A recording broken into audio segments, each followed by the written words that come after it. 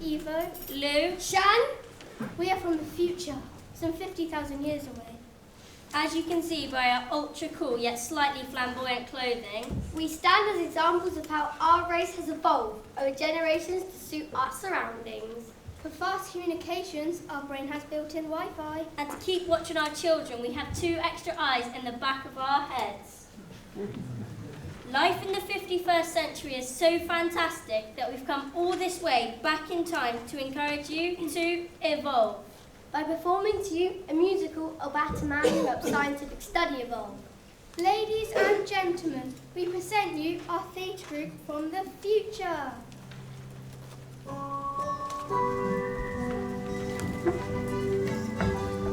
Welcome to the City of London in November 1859. A book on the origin of species is the latest bestseller, and the world is discovering why.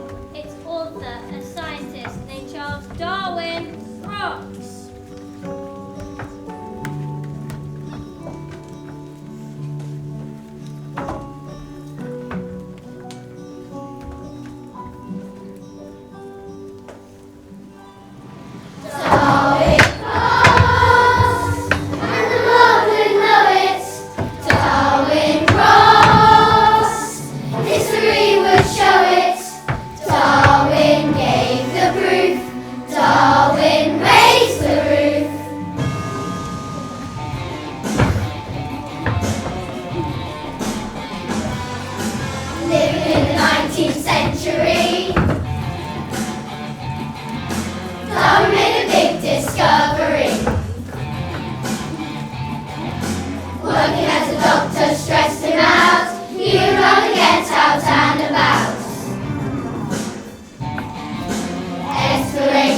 Occupation he tried.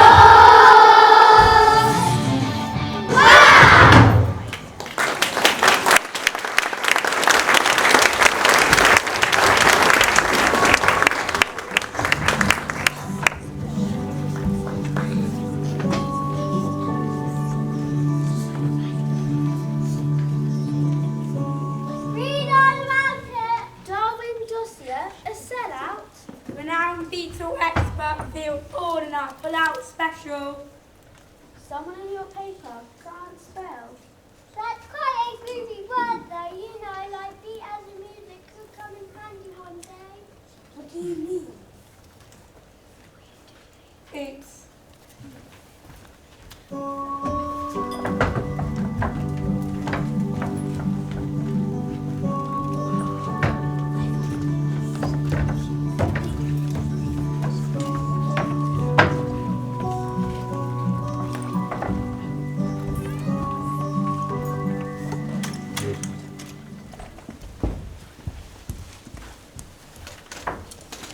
Emma, darling! It's Charles. He's just signed a new book. People keep troubling with photographs and it's too nice to ignore them. How are you, sweetheart? Getting better, thank you. After all you've been through, you truly are a remarkable family. Thank you.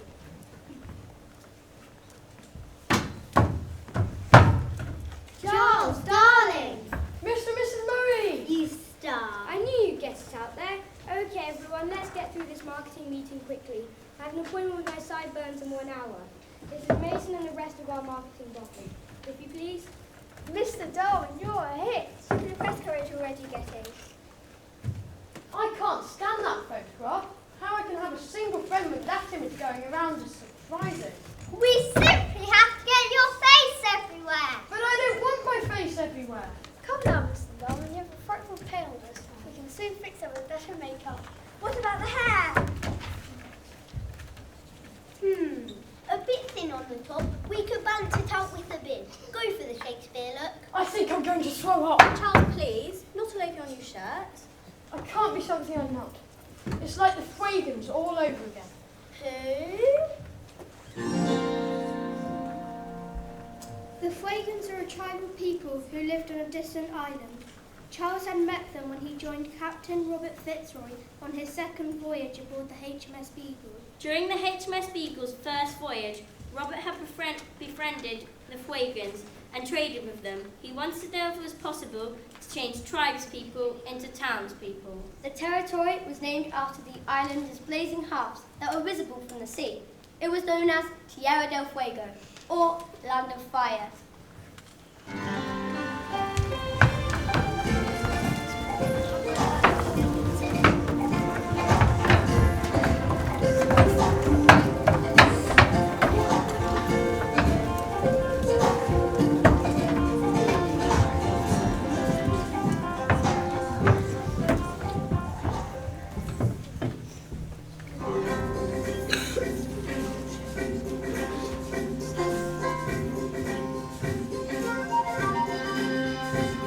In the South America off the coast, our civilization who make the most of their lots.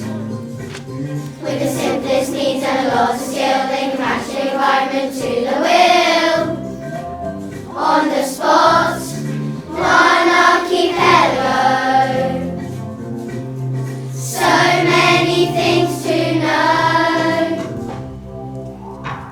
From the mountains above to the sea below, there's plenty enough for them all to grow. Big and strong. When the summers are cool and the winters wet, they're comfortable in everything they get. All year long, and on the clearest nights, sailors can see their lights. Tierra del Fuego, land of fire. Tierra del Fuego,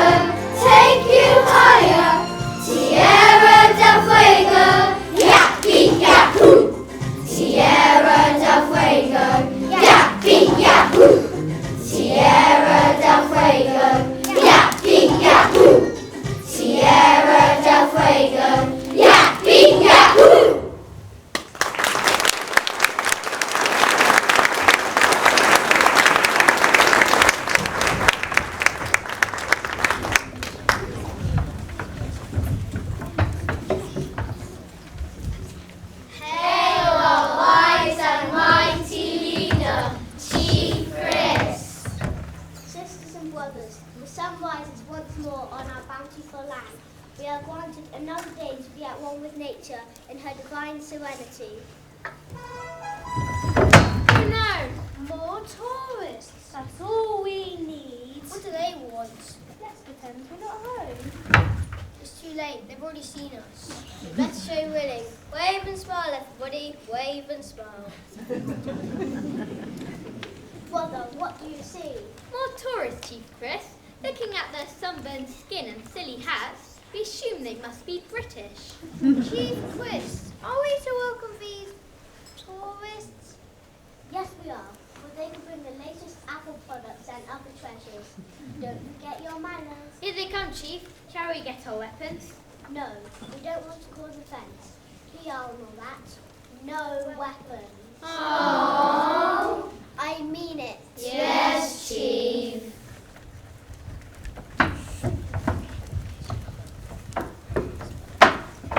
Captain Fitzway, the Marines are standing by. They won't be necessary, Lieutenant. Martin, how about a quick group selfie? Yes, Captain.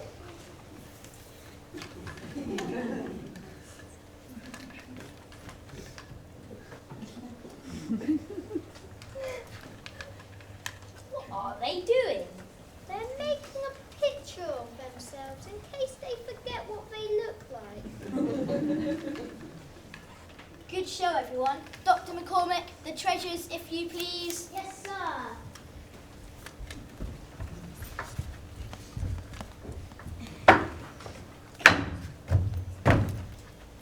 Greetings from Great Britain. We bring great gifts from of value from our homeland. Behold, Cadbury's chocolate.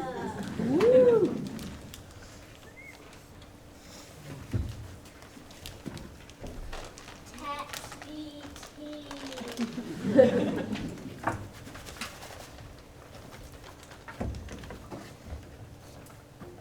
Coleman's mustard.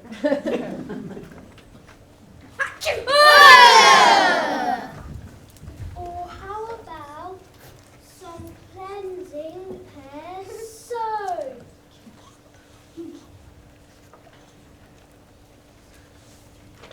Oh, no. More like this.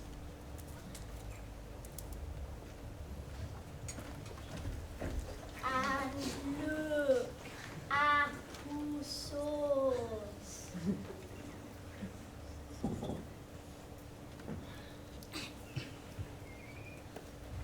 Greetings, foreigners.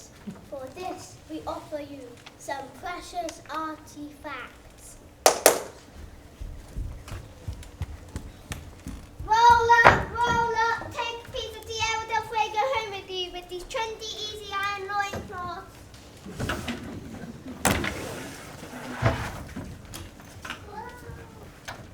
Does anybody want some sticks of Darwin Rocks? Anybody want a wallet? Anybody want a wallet? Sombreros. Does anybody want some sombreros? Special seashells put into your ear and you'll hear the sound of the Tierra del Fuego coast.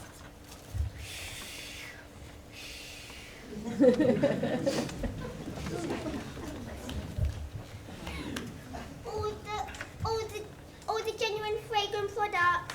Sir, all this merchandise will take us way over our luggage limit. Surely there's something that's unique to the side and we can show to everybody back home. For these buttons, I want 4 of your healthiest people for approximately 2 years. Him, and her. Is that all he wants? For all those shiny things? 4 people, this boat's a pushover. Done.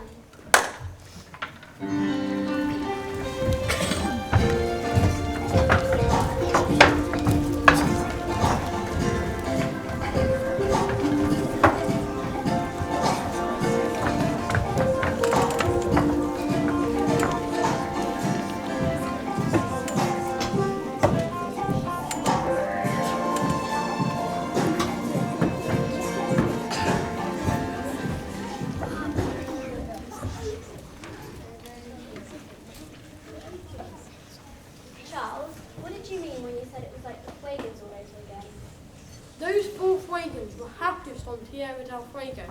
I am happiest away from all of this attention. Fish out of water, both them and you. And you, standing by me like this is my theory goes public. A lot of people like you think that I'm arguing with what they believe about creation.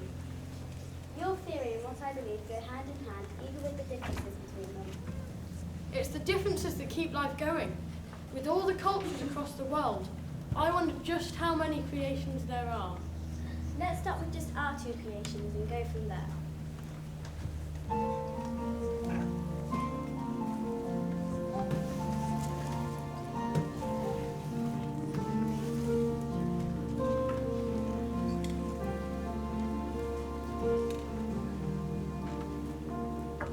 Two creations, figuring it out with each other. Two creations, never need to doubt one another, breaking from the bindings, holding back our hearts, sharing all our findings. That's where freedom starts. Two creations, both of them decide on our story. Two creations, shining stars provide in their glory. From a spark of passion, from out of the blue, miracles can happen, wonders can come true. Two creations, two narrations, explanations could prevail. Inclinations, speculations, variations of our tale. Time will fly for you and I, as we both die or do. Two creations will have to get us through. There's a theory and a light above, growing brighter when you're near me. Both feel real enough and lighter, therefore making sense from sorrow, showing why things are, promising tomorrow. Hope is never far from your guidance now.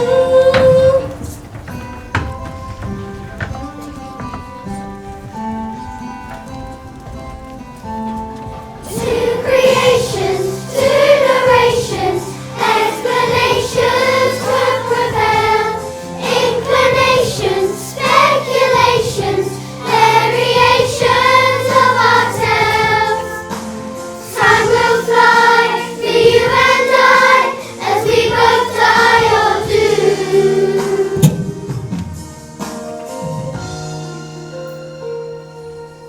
Two creations, just as two creations, will have to get us through.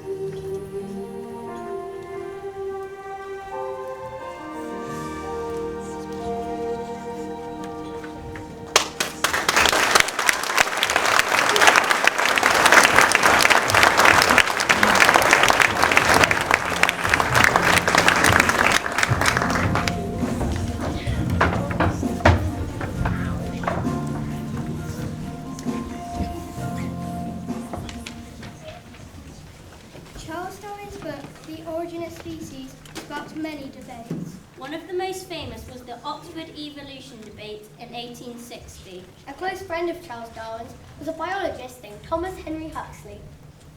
Huxley and his fellow scientists tried to convince a crowded museum that evolution and the story of creation was more or less the same thing. However, they came to harsh resistance from the like of Bishop Sam Wilberforce. Charles Darwin was too ill to attend, but that didn't stop masses of people turning up to the Oxford University Museum Hall to hear out both sides. My lord, I really don't understand why Charles Darwin's book should cause you so much offence. Mr. Huxley, would you be offended if I asked you who the ape in your family was? Maybe your grandmother or grandfather? My lord, Charles Darwin is saying that we are all descended from apes. The last person in my family to actually look like an ape was possibly my great-great-great-great-great-great-great-great-great-great-great-great-great-great-grandmother. Yes, and my great-great-great-great-great-great-great-great-great-great-great-grandfather could have looked like a monkey. Actually, evolution happens over hundreds of generations, meaning that you would have to say the word great hundreds of times. To put it more precisely, the last of your ancestors who represent a monkey would have been your great-great-great-great... Enough! Where does your evidence come from? Paleontologists, genealogists, Archaeologists, zoologists, along with many other ists. Stop using big words to blind us with science. My lord, we're not trying to blind you, we're trying to show you. Perhaps our prehistoric pageant could persuade everyone. And Sir Brody, go easy on the big ones, will you? Bring on the first unpronounceable ancestor.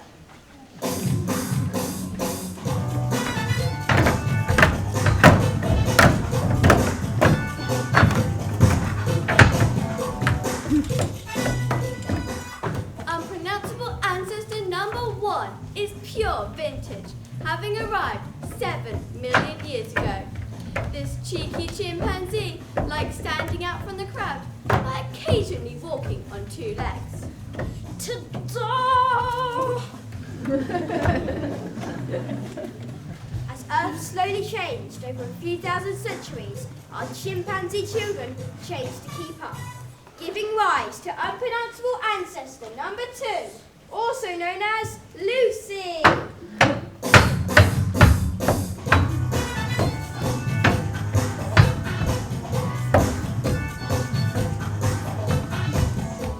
3.2 million years ago, this long-haired lady enjoyed long walks and experimenting with stone tools. After a few millennia, another change came to be. Unpronounceable ancestor number 3.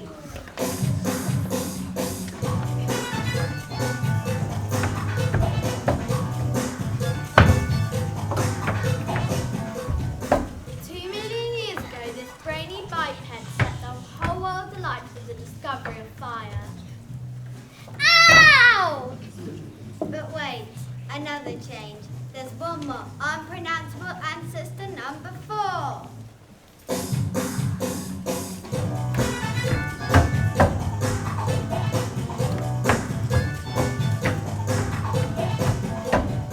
This new kid on the block is just from 500,000 years ago, with fashionable features like social structures and primitive language. So random.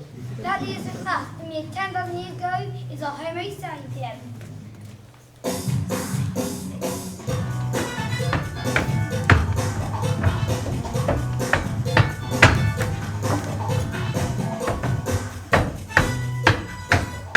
This prehistoric human has everything. Good looks, intellect, technology, and expansive vocabulary. Eh? Our prehistoric pageant is almost at an end. And I know what you're thinking. Humans just can't get any better. Perhaps you're right. As technology takes over, everybody make way for future human.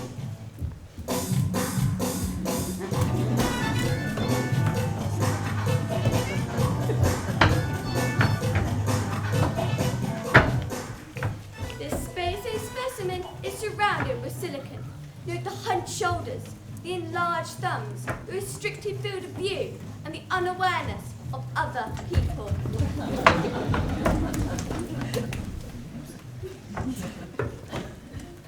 This is a farce. If I'd known that Charles Darwin was going to make ludicrous claims, I would never let him on board the HMS Beagle. Yo, Grandpa, cool it. Who is this joker? Nah, man, not Joker. Just Joe, as in Joseph Dalton. I'm one of the greatest explorers of the 19th century, and I'm also an expert on flowers. Ain't that right, ladies? Sam, man, chill out and check this. What we've been saying the same thing, just in a different way. That's okay. We all moved to the same route of evolution. You know what I'm saying? Yeah! You're with me? Yeah! You want to get into it? Yeah! Okay then, let's see.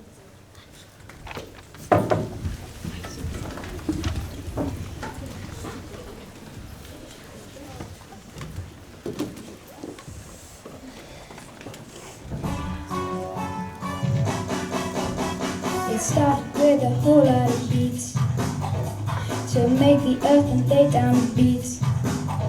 Small animals without any feet. They came to life to bump and grind, changing to another kind, falling from the sea on their fins. Some of them grew hair on their skins. There the history begins.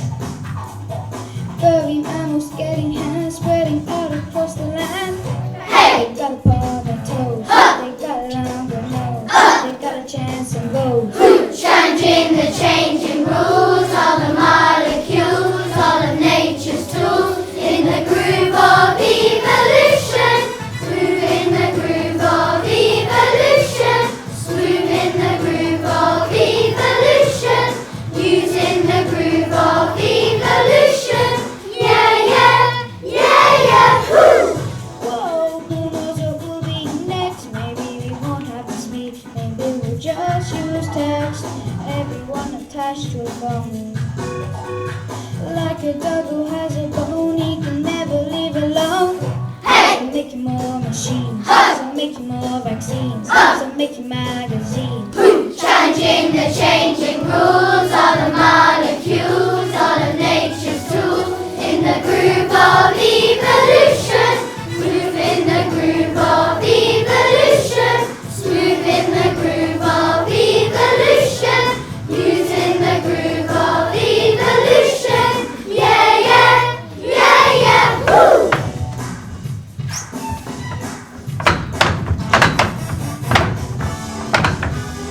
They got a bow on their toes, they got a longer nose, they got a chance and goes. The groove of evolution, So making more machines, so making more vaccines. the groove of evolution, All the creatures came, turned into the same. groove of evolution, All the creatures came, turned into the same. groove of evolution.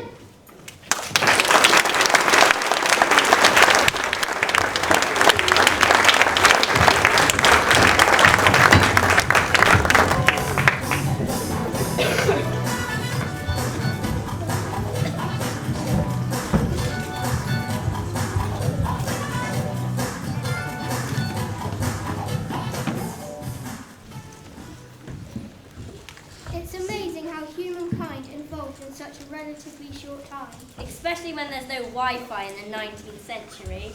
I was trying to look up one of Charles Darwin's top quotes. A wife would be better than a dog anyhow. Where was he in life when he wrote that?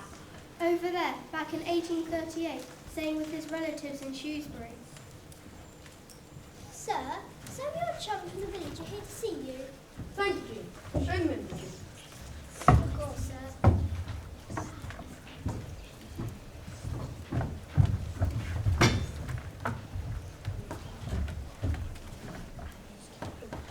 Charles, where were you this morning? We were expecting you for some pigeon spotting. I thought you might want to look at this sumptuous specimen. I opened the back door this morning, and there it was, as calm as anything, resting on the mat with its feet in the air. The little fellow let me pick him up. Didn't move a muscle. Must be very comfortable with humans. Look at those distinct red bite-shaped marks around its neck. Amazing. You should call it the red speckled hardtail. It's dead. What? You don't happen to own a cat, do you? Yes, but hang on. There's no way an innocent little kitty could. Mystery solved. Jean, would you be so good as to take this poor magpie that's passed on and give it a decent burial? Certainly, sir. You look rather miserable, Charles. Something on your mind? Marriage. Oh dear. You actually made a list. You're a bit weird sometimes. Do you know that? Look, chaps, 2 columns, to marry or not to marry. That is the question. enough of the Shakespeare. Your conclusion? A wife is better than a dog anyhow. Sir, I'm not sure you should keep this on display in case Lady Wedgwood should. Hi chaps. Charles, the girls and I were going for a walk. Did you fancy? Ew. Sorry you had to see that, Emma. That's disgusting. I know. You made a list. What? That I...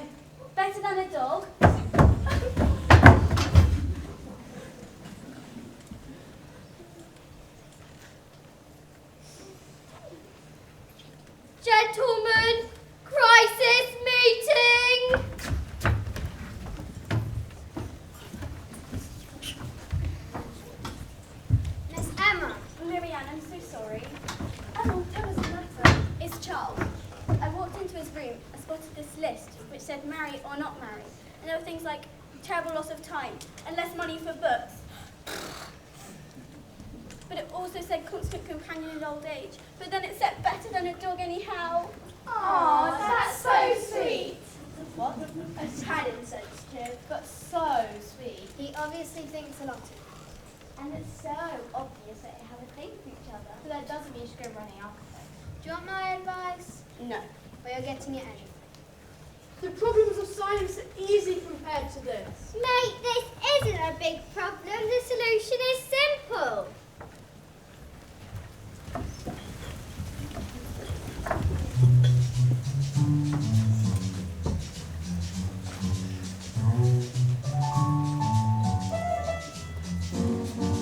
You're in a dilemma. You alone can fix. You think that you're Emma. Tops those other chicks. If it's true, then good for you. Frenchie is quite a catch. You've got the hitch inside the hedge. You make the marvelous match. Emma, Joe, you got it bad. How you blush whenever you only let that. You're in love. Now that's enough. You make the cutest hat. Hide his head and keep it there to keep away the bad. She does it really matter. She wants a wedding platter. She will be better than a dog anyhow. She does it really matter. He is the maddest hatter. He will be better than a dog anyhow. Keep him on a tight leash. I don't think that's wise. Frenchie found the right niche. There's so many ties. Chin up, you better stand back up to this place. 'Cause man's life is fun in many ways. She does it really matter. She wants a wedding platter. She will be better than a dog anyhow. She does it really matter. He is the maddest hatter. He will be better than a dog anyhow. Sit, stay, beg, roll over. Who's a good girl? Come on, boys, sit, stay, beg, roll over. You will be better than a dog anyhow.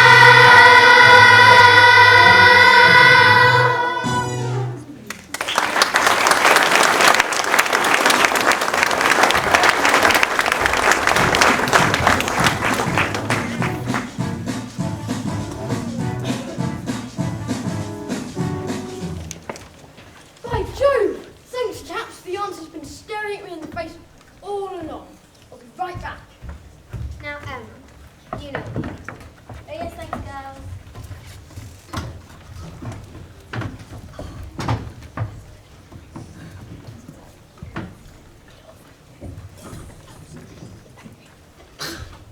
Charles? Emma, I'm so sorry. You know what I'm like. It was stupid of me, and you know I'd do anything for you. Okay. Excuse me? It's okay. So what did you decide? Emma, you are the most wonderful lady in the world. Will you marry? Marry? Not marry. I'll get back to you.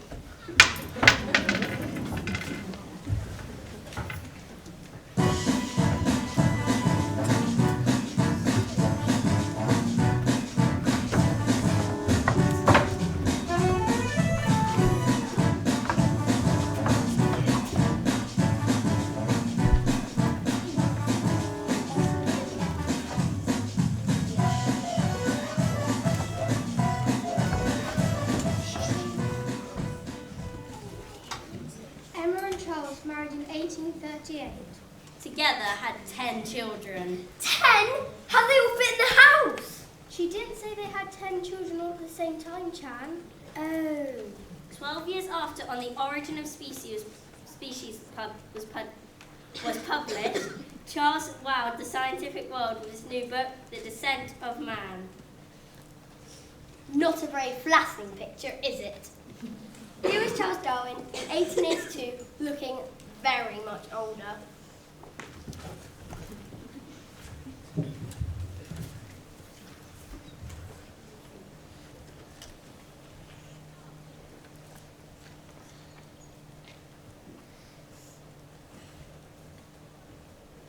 And we're done. You can move now, Mr. Darwin, sir.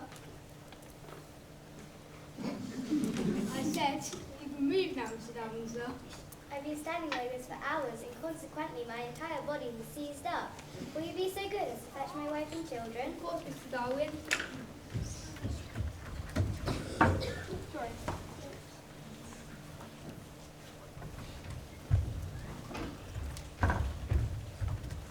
Oh, doesn't your father look handsome? Most dignified. Better than the ape picture, I must say. I could use a little help here. Coming.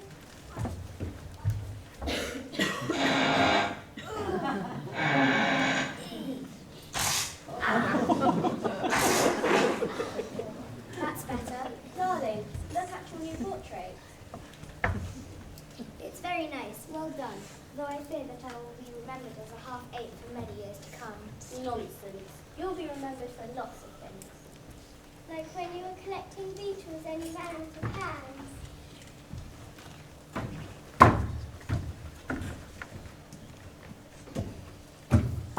Ooh, a beetle! So red. Wow. There's another one. It's green. Big eyes. Wow.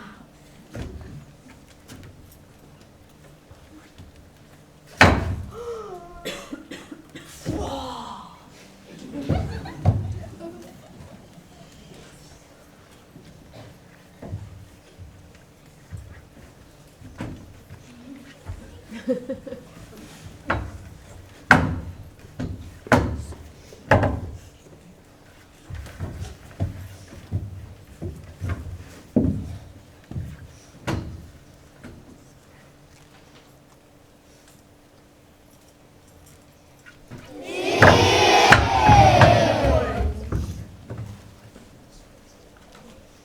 Or when you read galactic signs and you notice how species adapted to their surroundings.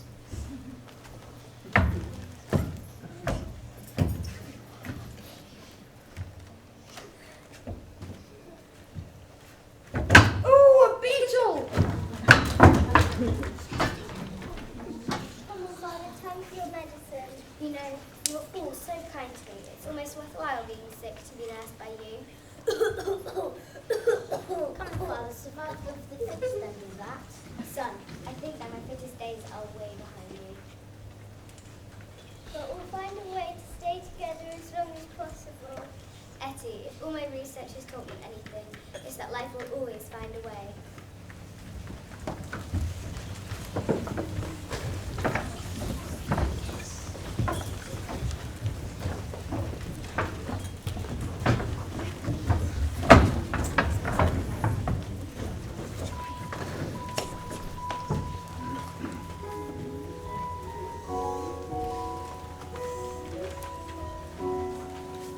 Seasons, they don't matter now. Summer sun, winter rain, soon to be all the same. Reasons, they don't matter now. Don't look back, turn around, start again. Oh, and think of this, that if we could get the pain to stop. Places, they don't matter now. North to south,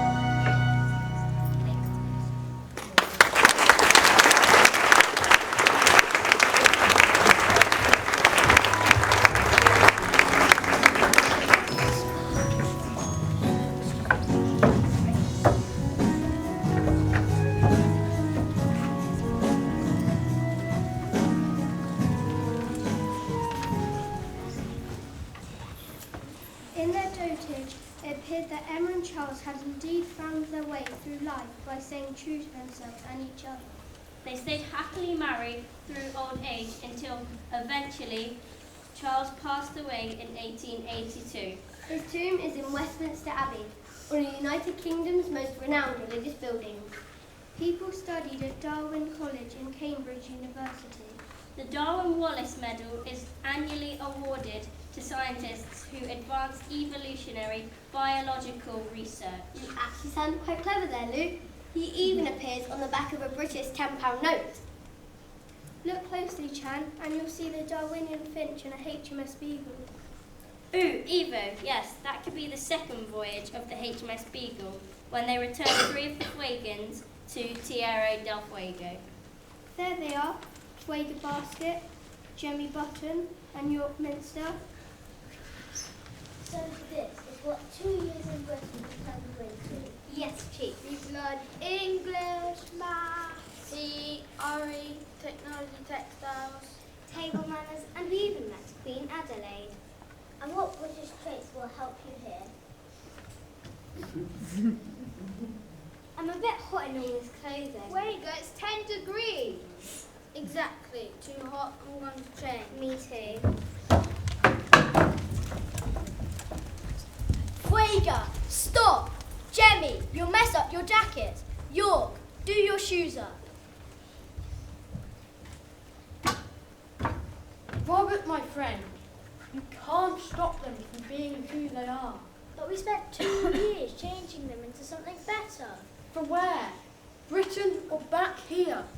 This is their habitat, and they will adapt to suit it.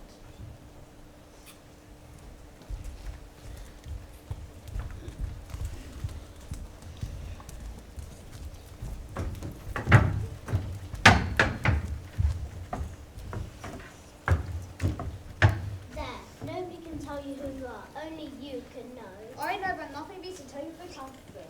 And nothing beats being you. Come, my family, tell us more about these strange beings from Great Britain.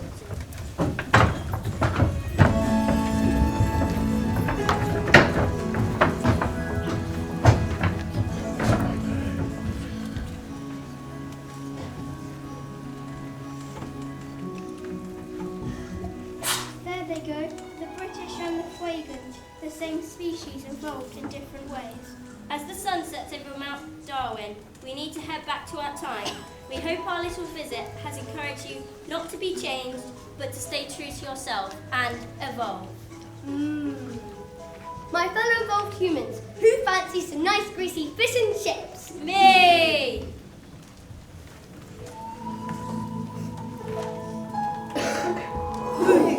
Yappy yahoo! Yappy yahoo! Yappy yahoo! You can walk your walk, you can talk your talk, do what you do, you can love it too. Why be disguised in the wilderness, when deep inside you're much more than this? You can take a flight, through the day or night, swim against the tide, show a better side. Why should you lie through a poker face, when you can start and step up the pace? So take a deep breath in, shed your skin, the time for pretend.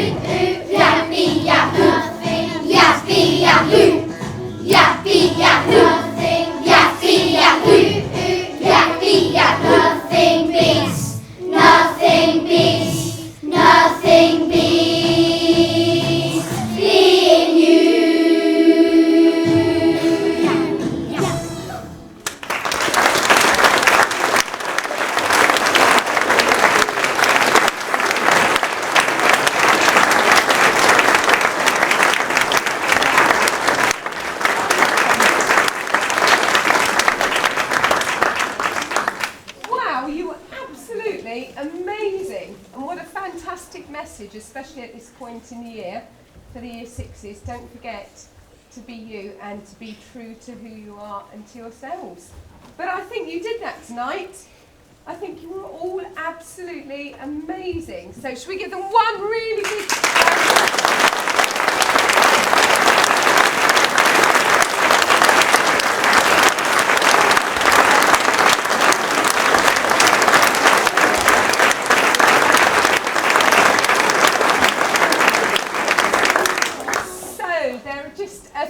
mentions, as usual, to happen, and I do believe we had some children that have not only rehearsed one part but two parts for this play, misters.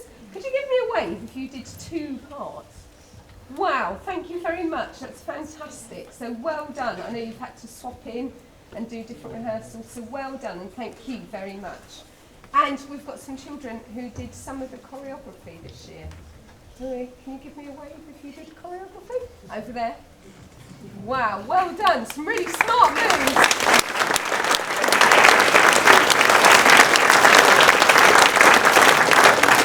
We had some great monkeys and some great scientists, so if you need any dance tips, you know where to come, really, over here. So, there is, as usual, very lots and lots of people involved in this behind the scenes. One of those was Mrs. Lyle, who came in and did lots of the costumes, and to support that making, we do need some money to buy those materials, basically. So there will be a bucket at the back for all the props, all the materials, because, you know, we need to use Mrs. Lyle when she comes back, and so we do need that money to come ready for the next one. So before you go, if there's anything, you know, rattling around in your pockets, weighing you down when you just want to be yourself, do feel free to pop it into the buckets for us. That would be fantastic. Okay, now, as before the children go off, as I said, there will be a chance for you to take a photo of them. Please, just your child, please no social media, so that we'll sort of take them out slowly. So be respectful of everybody else. If it's your child, do feel free to stand up and take a snap, but move away and let other people do the same. I just need to say a few